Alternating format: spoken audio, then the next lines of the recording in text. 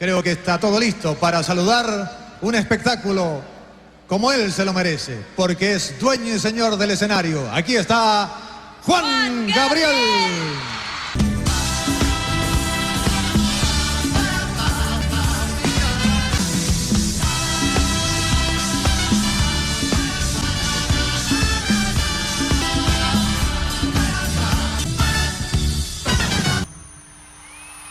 Dedicado, estén donde estén.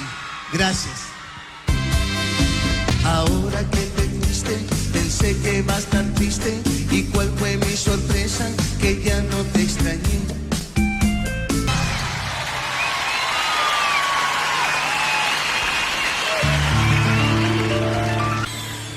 Háblame de ti. Cuéntame de tu vida.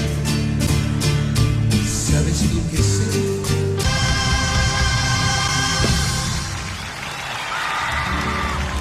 No te guardo rencores, eres libre de ti, pero te pido un favor, que no hables bien y mal de mí.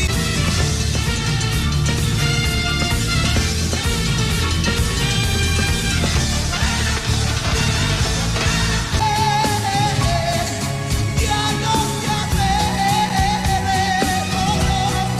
a un imposible. Juan Gabriel no podía creer lo que estaba viendo cuando sus ojos se fijaron en un anciano de cabello blanco sentado en la segunda fila del Auditorio Nacional. Era octubre de 1909 de Amor Eterno, una de sus canciones más emotivas frente a casi 10.000 personas. Continuó cantando, pero comenzó a bajar lentamente las escaleras del escenario, sin dejar de mirar al anciano, que lo observaba con lágrimas corriendo por su rostro arrugado. La banda seguía tocando mientras él se acercaba a la segunda fila, con la voz cada vez más quebrada hasta que dejó de cantar por completo, aunque los músicos continuaron. Las personas en las primeras filas se dieron cuenta de que algo extraordinario estaba sucediendo. Cuando llegó frente al anciano, lo abrazó con tanta fuerza que ambos temblaban, aún sosteniendo el micrófono en su mano derecha. El público quedaba en completo silencio tratando de entender qué estaba pasando, mientras los dos hombres se abrazaban llorando. 25 años atrás, en abril de 1970, un joven, Alberto Aguilera, de 20 años, había entrado a la prisión de Lecumberri, acusado falsamente de haber robado joyas y un radio en una fiesta donde había cantado. Lo trasladaron en una Julia junto a otros 5 detenidos y cuando llegó al penal, sintió que entraba a un lugar del que nunca saldría. Lo llevaron al dormitorio H, donde ponían a los presos sin sentencia definitiva, un lugar donde la violencia era parte de la rutina diaria. Le quitaron todas sus pertenencias durante el registro de entrada, quedándose solo con la ropa que traía puesta. Sin dinero para comprar protección, ni familia cercana que pudiera visitarlo, Alberto estaba completamente vulnerable. Durante sus primeras noches escuchó gritos de otros internos, peleas en los pasillos y amenazas constantes de quienes ya habían identificado su debilidad. Lloraba en su celda cada noche, pensando que nunca saldría de ese lugar sin haber cumplido su sueño de grabar una sola canción. Don Roberto Medina era un guardia de 52 años que llevaba 23 años trabajando en Lecumberri, viendo pasar lo peor de la sociedad mexicana. Había presenciado motines violentos, había visto presos heridos gravemente en los pasillos, había sido testigo de cómo el sistema penitenciario destruía a personas inocentes junto con los culpables. Conocía perfectamente la corrupción del lugar donde guardias vendían protección y privilegios a los presos con dinero. Había aprendido a mantener distancia emocional de los internos porque involucrarse demasiado solo traía problemas con las autoridades y con los presos poderosos. Pero la tercera noche después de que Alberto llegara algo en el muchacho, lo conmovió de una forma que no esperaba. Lo encontró llorando en un rincón del patio completamente solo, mientras otros presos se acercaban burlándose de él por su aspecto frágil y asustado. Don Roberto dispersó a los presos con autoridad, ordenándoles regresar a sus celdas. Luego le dijo a Alberto que lo acompañara a una oficina de interrogatorio apartada del patio donde podían hablar sin que otros lo vieran. Una vez a solas le preguntó cómo un muchacho tan joven había terminado en ese lugar. Alberto le contó entre sollozos toda su historia, que había llegado de Ciudad Juárez buscando oportunidades en la música. que trabajaba cantando en fiestas privadas por 50 pesos, que esa noche se había quedado dormido en un sofá después de cantar. Explicó que cuando despertó la dueña de la casa, lo acusó del robo y que su amante, que era judicial, lo arrestó sin investigar nada, que no tenía dinero para abogado, que su madre estaba en Juárez sin recursos para ayudarlo, que había sido sentenciado a 3 años sin pruebas reales. Don Roberto escuchó cada palabra estudiando el rostro del muchacho y después de 23 años trabajando ahí, había desarrollado instinto para distinguir a los verdaderos criminales de los inocentes. Esa misma noche, don Roberto usó favores que le debían otros guardias para transferir a Alberto a una celda en el sector más seguro del dormitorio H, lejos de los presos más violentos. Le consiguió papel y un lápiz gastado para que pudiera escribir. Le llevó pan extra de su propia comida cuando veía que el muchacho no comía por miedo. Durante las siguientes semanas se convirtió en su protector silencioso, interviniendo cuando otros guardias querían cobrarle mordidas que no podía pagar. Alberto pasaba las noches escribiendo letras de canciones usando la música como única forma de mantener la cordura en medio del caos. Una noche, don Roberto lo escuchó cantando en voz baja en su celda y se acercó encontrándolo con los ojos cerrados, tarareando una melodía. La canción hablaba sobre no tener dinero, pero tener amor para dar, sobre ofrecer el corazón cuando las manos están vacías. Don Roberto se quedó escuchando con lágrimas formándose en sus ojos porque en 23 años trabajando en ese lugar de desesperación, nunca había escuchado algo tan hermoso, salir de una celda de Lecumberri. Don Roberto protegió a Alberto durante los primeros 4 meses que fueron los más peligrosos, porque los presos nuevos eran siempre los más vulnerables en Lecumberri. Hubo una noche en que 3 internos entraron a su celda con intención de robarle sus escasas pertenencias. Pero don Roberto apareció justo a tiempo, amenazándolos con reportarlos al director. Hubo otra ocasión en que Alberto cayó enfermo con fiebre alta, y don Roberto consiguió medicinas del botiquín del penal sin que nadie se diera cuenta. Le enseñó reglas de supervivencia básicas: nunca mirar directamente a los ojos a los presos peligrosos, nunca hablar de su vida antes de la cárcel, nunca mostrar debilidad aunque estuviera destrozado por dentro. Alberto aprendió rápido porque entendía que un solo error podía costarle mucho en ese lugar. Don Roberto nunca le cobró nada por su ayuda cuando otros guardias vendían hasta el agua potable a precios abusivos. Lo hacía porque veía en ese muchacho asustado un talento genuino que no merecía ser destruido por un sistema corrupto e injusto. En febrero de 1971, las autoridades del penal reorganizaron los dormitorios y Alberto fue transferido a otro pabellón como parte de los movimientos regulares de internos. Don Roberto intentó usar sus contactos para evitar la transferencia, pero el orden venía directamente del director y no había forma de cambiarlo. La noche anterior al traslado, don Roberto pasó discretamente por su celda durante su ronda nocturna y le habló en voz baja a través de los barrotes. Le dio consejos finales sobre cómo sobrevivir en el nuevo sector, que ya había aprendido las reglas básicas y debía confiar en su instinto, que siguiera escribiendo canciones porque eso lo mantendría cuerdo.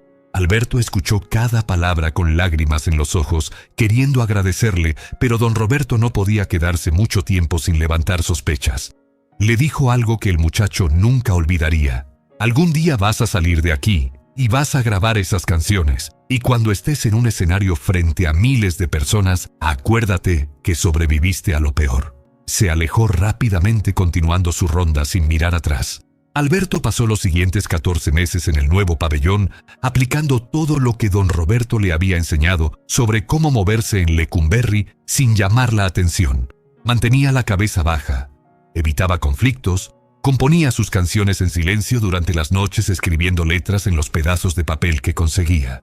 Ocasionalmente veía a don Roberto de lejos durante los cambios de turno de vigilancia, pero ya no podían hablar porque los guardias tenían prohibido fraternizar con presos de otros sectores. En junio de 1971, su suerte cambió cuando Ofelia Urtuzuastegui de Puentes, esposa del director del penal, hizo una visita de inspección y escuchó a Alberto cantando en el patio. Ella quedó tan impresionada que habló con su esposo, el general Andrés Puentes Vargas, quien ordenó una revisión del caso. Descubrieron que la acusación había sido hecha sin pruebas sólidas y que el proceso había estado lleno de irregularidades. contactaron a la cantante Enriqueta Jiménez La Prieta Linda, quien aceptó pagar la fianza de 1,500 pesos para liberarlo después de conocerlo y escuchar su talento. El día que Alberto salió de Lecumberri en julio de 1971, buscó a don Roberto por todo el penal para despedirse antes de irse. Preguntó a otros guardias por él y le dijeron que estaba en su turno en la torre de vigilancia norte. Alberto esperó cerca de la salida hasta que vio a don Roberto bajando para su descanso y se acercó rápidamente. Le agradeció en voz baja por haberle salvado la vida durante esos primeros meses cuando estaba completamente perdido y aterrado. Don Roberto miró alrededor asegurándose de que nadie los observara con demasiada atención y le dijo que fuera a cumplir su sueño de ser cantante, que grabara esas canciones que había escrito en la oscuridad. Le hizo prometer que nunca olvidaría de dónde venía y que si algún día llegaba al éxito, usara su voz para ayudar a otros. Alberto prometió que jamás olvidaría lo que don Roberto había hecho por él. Se despidieron con un apretón de manos discreto, sin intercambiar direcciones ni teléfonos, porque en ese entonces ninguno imaginaba que el muchacho flaco y asustado se convertiría en una superestrella. 25 años pasaron desde aquella despedida en Lecumberri. Alberto Aguilera se convirtió en Juan Gabriel, el divo de Juárez, llenando estadios y vendiendo millones de discos en todo el mundo. Había cantado en el Palacio de Bellas Artes, rompiendo barreras culturales. Había compuesto para los artistas más importantes de México. Había ganado reconocimientos internacionales. Pero nunca olvidó al guardia de cabello gris. En varias ocasiones durante los años 80, había intentado buscarlo contactando a ex guardias de Lecumberri, pero nadie sabía dónde vivía don Roberto después de jubilarse. Con el tiempo, Juan Gabriel asumió que probablemente ya había fallecido porque habían pasado tantos años. Esa noche de octubre de 1995, subió al escenario del Auditorio Nacional sin esperar nada extraordinario. Solo otro concierto más de su gira nacional que había sido un éxito rotundo. Juan Gabriel le pidió a don Roberto que lo acompañara de regreso al escenario, tomándolo del brazo con cuidado, ya que el anciano temblaba de emoción. El público comenzó a ponerse de pie y aplaudir, sin entender todavía quién era aquel hombre, pero sintiendo que estaba presenciando algo importante.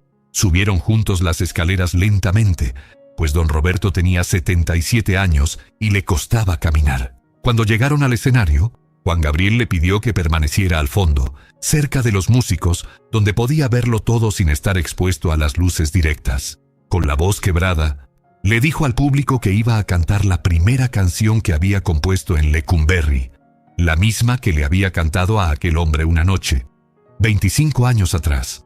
La banda comenzó a tocar los primeros acordes de No tengo dinero, y Juan Gabriel cantó mirando constantemente hacia don Roberto. Desde 1971 al año 2002 y aquí estoy. No tengo dinero, no tengo nada que dar. Oh, lo único que tengo es amor para amar. Si así tú me quieres, te puedo querer. Pero si no puedes, ni modo que hacer. Juan Gabriel continuó el concierto, cantando varias canciones más, pero entre una canción y otra se detenía para hablar sobre don Roberto. Contó la historia completa de cómo había llegado a Lecumberri a los 20 años, acusado falsamente, y de cómo estuvo aterrorizado, pensando que nunca saldría de allí. Explicó que don Roberto había sido el único guardia que lo protegió sin cobrarle nada, que le dio comida cuando tenía hambre y que consiguió papel para que pudiera escribir canciones cuando la música era su único refugio. Al final del concierto, Juan Gabriel llamó nuevamente a don Roberto al frente del escenario. Juan Gabriel tomó sus manos y dijo frente a todos: «Si no hubiera sido por usted, yo no estaría aquí hoy, de pie en este escenario. Usted me salvó la vida cuando yo era un joven asustado que pensaba que nunca saldría de aquel lugar horrible. Todo lo que soy, todo lo que he logrado, todo lo que he cantado, se lo debo a su bondad». Años don Roberto intentó hablar, pero la emoción no se lo permitió, y solo pudo abrazar a Juan Gabriel mientras ambos lloraban. El Auditorio Nacional estalló en aplausos que duraron más de 5 minutos sin parar. Cuando don Roberto finalmente bajó, acompañado por seguridad, la gente en los pasillos se apartaba con reverencia. Había comprado los boletos solo esperando escuchar buena música y terminó siendo reconocido frente a 10.000 personas por algo que había hecho 25 años antes. Para Juan Gabriel, aquella noche también marcó algo profundo, pues finalmente pudo agradecer públicamente al hombre que le dio una oportunidad de sobrevivir cuando más lo necesitaba. La historia de Juan Gabriel y don Roberto enseña que los actos de bondad hechos sin esperar nada a cambio pueden tener impactos mucho mayores de lo que imaginamos. Don Roberto no protegió a Alberto esperando reconocimiento o recompensa décadas después. Lo hizo simplemente porque vio a un joven inocente y asustado y decidió ayudarlo. La historia también enseña la importancia de nunca olvidar a quienes nos ayudaron en los momentos más difíciles. Juan Gabriel pudo haber enterrado para siempre su pasado en Lecumberri, pero eligió honrar públicamente a don Roberto, porque entendía que su éxito no era solo suyo, sino el resultado de muchas personas que creyeron en él.